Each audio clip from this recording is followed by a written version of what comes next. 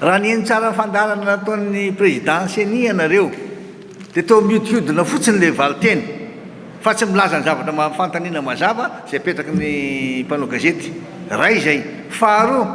dia raha antsika mahita tsara ahoana ny tokony tsy isian'ny fankalaram-bato fesifarana ve ny mandat-ny président république afaka raiky volana izy manao démission dia milaza hoe alefa any daholo olonreo a anao tatitra mifanaovana tatitra asan'ny administrateur civil zany tsy maninona manao évaluation le asa ataony tsy mety zany fankalaram-bato zany. Isika zany a malagasy tokony aro miainga avy any amin'ny fotony mihitsy avy any amin'ny fokotany ny safidy-bahoaka tokony tsy ahodikodina mihitsy ny safidy-bahoaka satria lao izy fidy tsara zay olona tena tia ny tourage zay raha izay tokony anara-dalàna daholo manaraka tsara ny constitution eto zay zao mivory dia samy maneho hevitra fa hoe tsy mety io ataondrareo manendrinendry fokotany etsehaloha anangana fokotany izy amilazanareo tsisy fokotany fictif any ambadika any tena misy omenainareo preuve. Faharoa, aiza daholo a misy ny fokotany a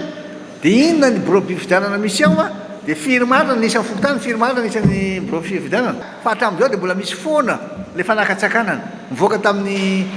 ainao anjely izy a tamin'ny facebook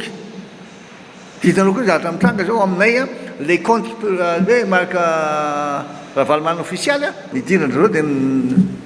tenao tsara zavatra mitranga any toetran'izany keny amin'ny mbs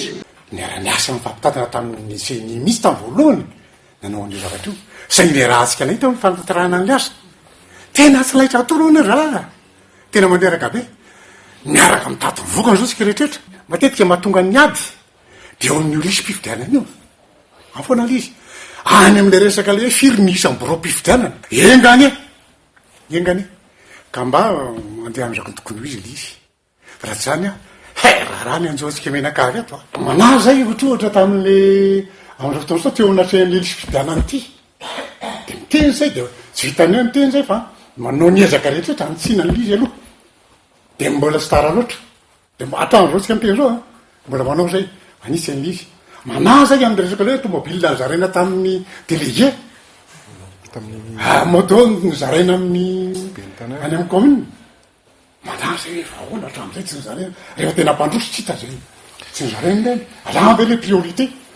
ka aminay ny atao hoe politique dia science de la priorité zany hoe fahaizana mitsady zay lahara-pahamehana mametaka lahara-pahamehana inona ny atao hoe lahara-pahamehana amin'ny firenena aloha ka faingana manao an'izay na tsy hoe politika ary zay na tsy hoe mahay politika zay tsy mahay mametraka an'izay a tsy mahay politika eo amin'ny vade ka mametraka zay hoe politika ve reny an'ireo sa inona ny zavatra kendrena amin'izy